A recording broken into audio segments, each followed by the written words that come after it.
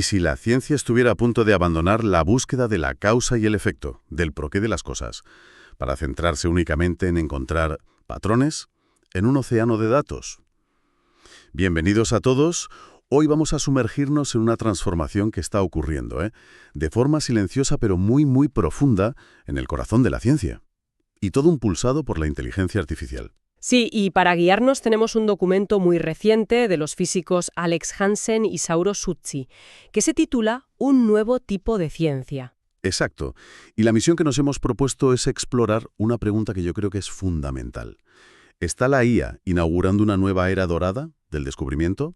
¿O, por el contrario, amenaza con erosionar los cimientos del método científico?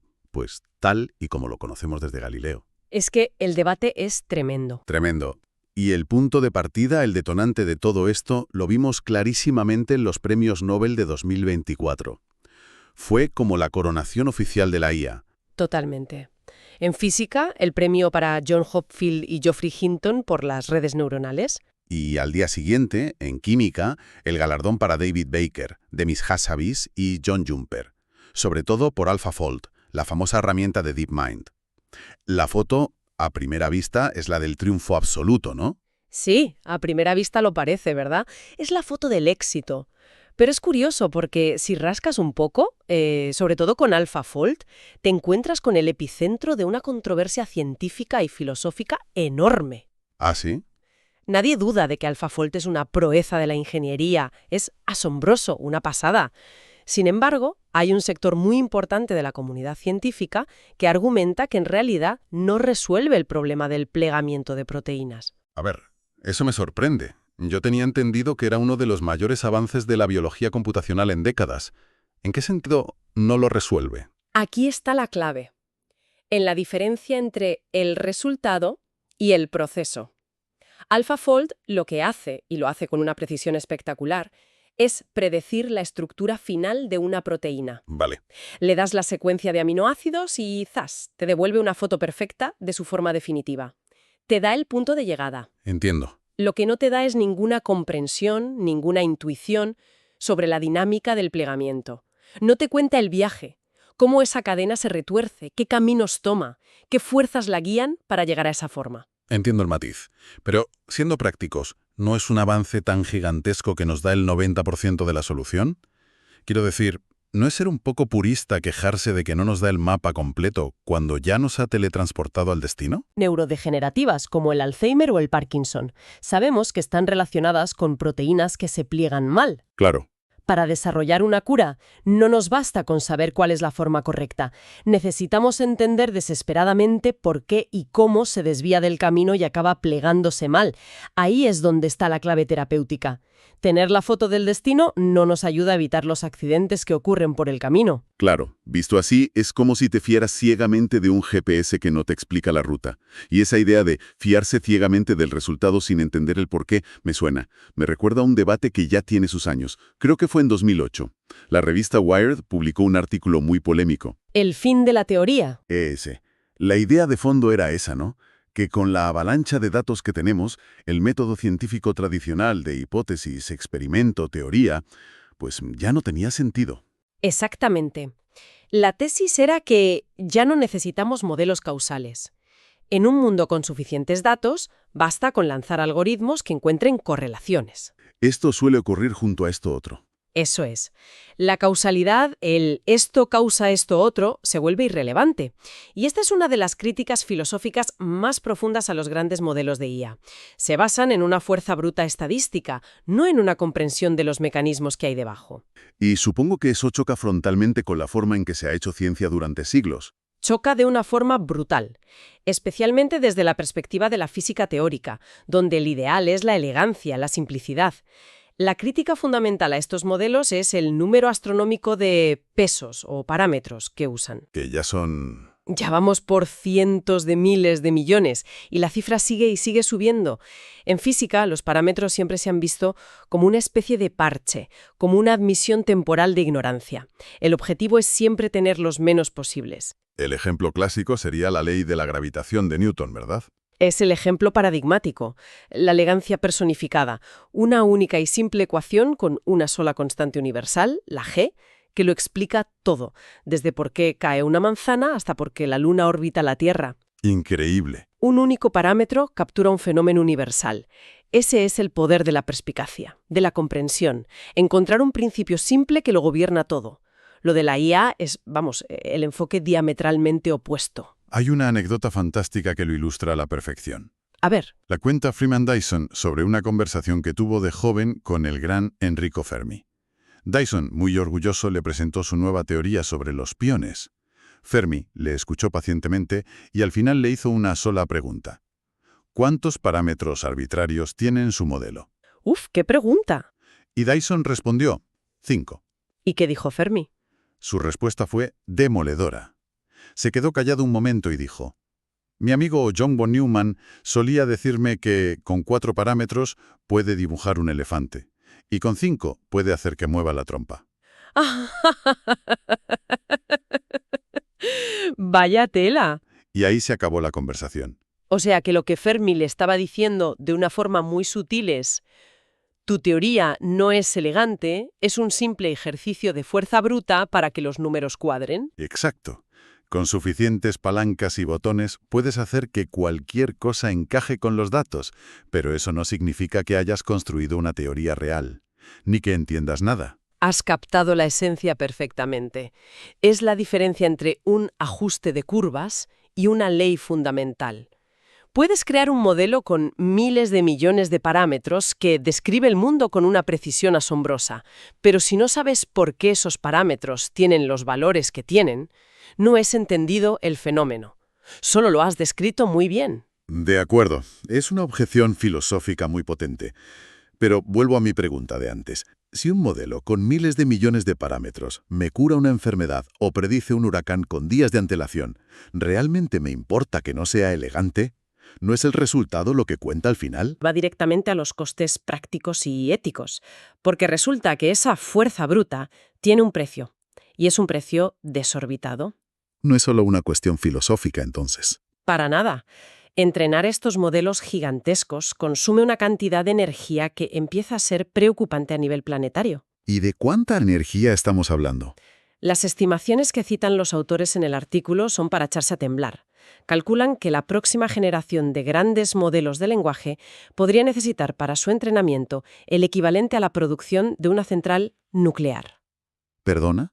Una central nuclear entera, dedicada a entrenar un solo algoritmo.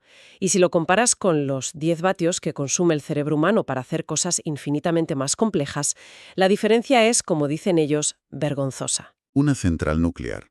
Es una locura. Entiendo que un superordenador consume una barbaridad, pero al menos te da una potencia de cálculo que supera en órdenes de magnitud a la nuestra.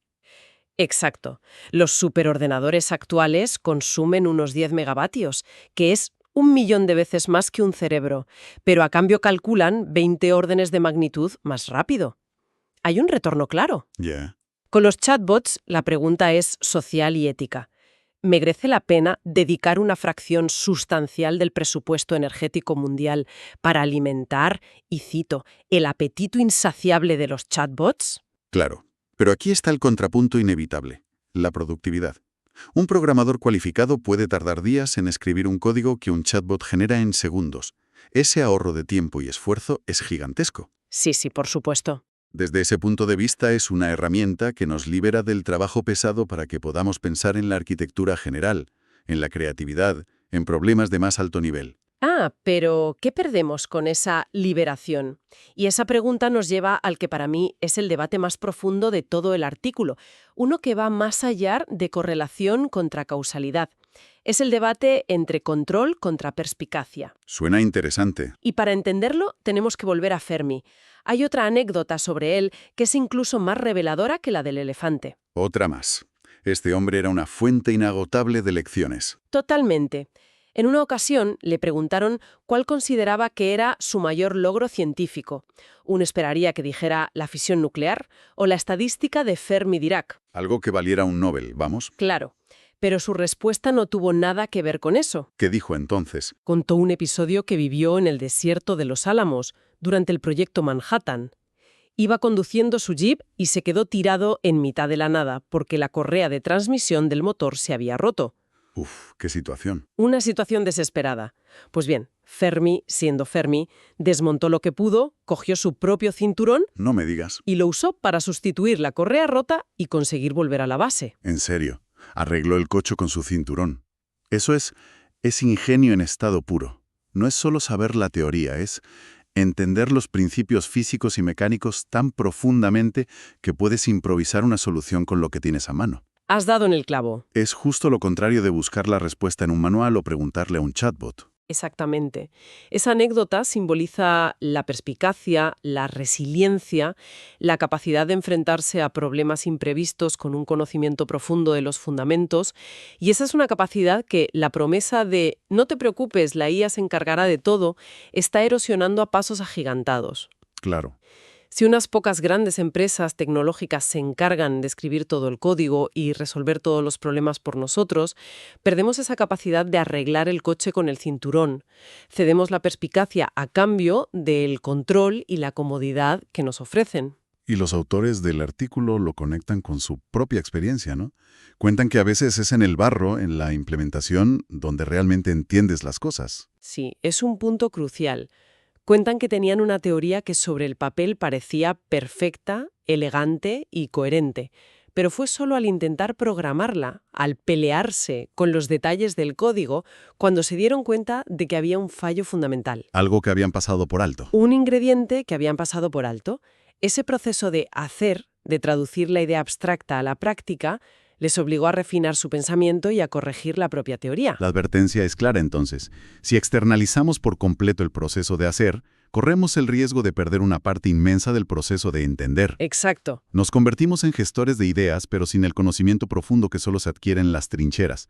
Y esto nos lleva a un riesgo que mencionan los autores, que es casi de ciencia ficción. Sí, el de que la singularidad, ese momento en que la IA supere a la inteligencia humana, Mas llegue porque la IA se haga exponencialmente más lista. sino porque nosotros nos volvamos colectivamente más tontos. Porque dejamos de entrenar el músculo de la resolución de problemas. Es una idea muy inquietante. Lo es. Que la singularidad llegue por una degradación de la inteligencia natural, no solo por un aumento de la artificial. ¿Vale? Hemos pintado un panorama bastante sombrío, lleno de advertencias filosóficas, prácticas, pero sería injusto no hablar del otro lado de la moneda, porque hay problemas que, sencillamente, no podemos resolver sin estas herramientas. Sin duda, hay un punto donde la IA tiene un potencial verdaderamente transformador. Y ese punto es la lucha contra lo que los físicos y matemáticos llaman la maldición de la dimensionalidad. Un concepto que suena muy intimidante, pero que es clave. Sí, nuestro cerebro, y gran parte de las matemáticas clásicas, está hecho para pensar en 3, quizá 4 dimensiones. Pero la mayoría de los problemas científicos complejos de hoy, en genómica, en climatología, en finanzas, no viven en un espacio tridimensional. Viven en espacios con miles, millones o incluso miles de millones de dimensiones. Y la maldición es que el volumen de esos espacios crece de forma exponencial con el número de dimensiones. Es algo totalmente antiintuitivo, pero devastador. Buscar una solución en un espacio así es como buscar una aguja no en un pajar, sino en un pajar del tamaño de una galaxia. Es computacionalmente imposible para métodos tradicionales y humanamente inimaginable. Entonces estamos perdidos en esos problemas. Aquí viene la buena noticia. Afortunadamente, como dice el artículo, la naturaleza suele ser misericordiosa. Ajá. En esos espacios inmensos y casi vacíos, la información relevante, las soluciones, no están esparcidas al azar. Suelen concentrarse en estructuras mucho más pequeñas, como una especie de autopistas de baja dimensión que cruzan ese vacío inmenso. Entiendo. El truco está en encontrar esas autopistas sin tener que explorar todo el pajar galáctico. Y ahí es donde el Machine Learning es un genio. Y aquí es donde entran los famosos Transformers, la arquitectura detrás de todos estos grandes modelos. ¿Cómo lo hacen? A ver, la explicación técnica es compleja, pero podemos usar una analogía.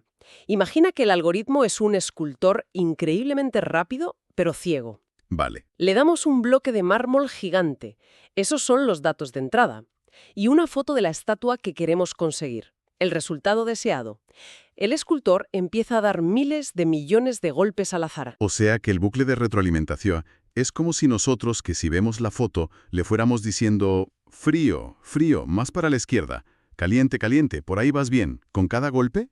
Exactamente esa es la idea. Ese frío caliente es el error que el sistema calcula en cada paso y que usa para ajustar sus millones de herramientas internas, los parámetros. Y al final, Después de millones y millones de golpes y correcciones, aunque el escultor no entienda de arte ni de anatomía, acaba con una réplica casi perfecta de la estatua. Es fuerza bruta, sí, pero una fuerza bruta increíblemente bien dirigida por ese feedback constante. Es un explorador de espacios imposibles. entendido. Entonces, al final de este análisis, la tensión central es muy clara. Por un lado, tenemos esta herramienta con un poder sin precedentes para navegar la complejidad y superar esa maldición de la dimensionalidad. Que nos tenía atascados en muchísimos campos. Y por otro, el riesgo muy real de que, al depender de ella, perdamos la perspicacia, la comprensión causal, la elegancia de una buena teoría. Y lo que es más peligroso, que atrofiemos esas habilidades que simboliza a la perfección el cinturón de Fermi. Sí, las habilidades de resolución de problemas que nos definen. ¿Cuál es la conclusión de los autores, entonces? ¿Hay una vía intermedia? Sí, y es una llamada a la prudencia y al equilibrio. No se trata de rechazar la IA por una nostalgia romántica de la ciencia del pasado, pero tampoco de abrazar esta euforia acrítica que promete que los algoritmos lo solucionarán todo. ¿Y qué significa eso en la práctica? Significa usar la perspicacia humana, la teoría y el conocimiento de los principios fundamentales para guiar y dirigir el inmenso poder exploratorio del machine learning. La analogía que usan es preciosa. ¿Cuál? Se trata de unir la brújula de Galileo con el motor de exploración de la IA. La mente humana pone el rumbo basado en el entendimiento y la máquina proporciona la potencia bruta para llegar a destinos que antes eran inalcanzables. Me gusta esa imagen. Y esto nos deja con una última reflexión. Una pregunta que el artículo deja flotando en el aire y que creo que es la más importante de todas. Adelante. Si como sociedad empezamos a externalizar cada vez más no solo las tareas tediosas, sino el propio proceso de razonamiento, de diagnóstico, de resolución de problemas complejos, ¿estamos simplemente creando una herramienta muy avanzada o estamos de hecho diseñando activamente nuestra propia obsolescencia intelectual? Una pregunta inquietante y absolutamente necesaria para terminar. Gracias por acompañarnos en este análisis a fondo. Hasta la próxima.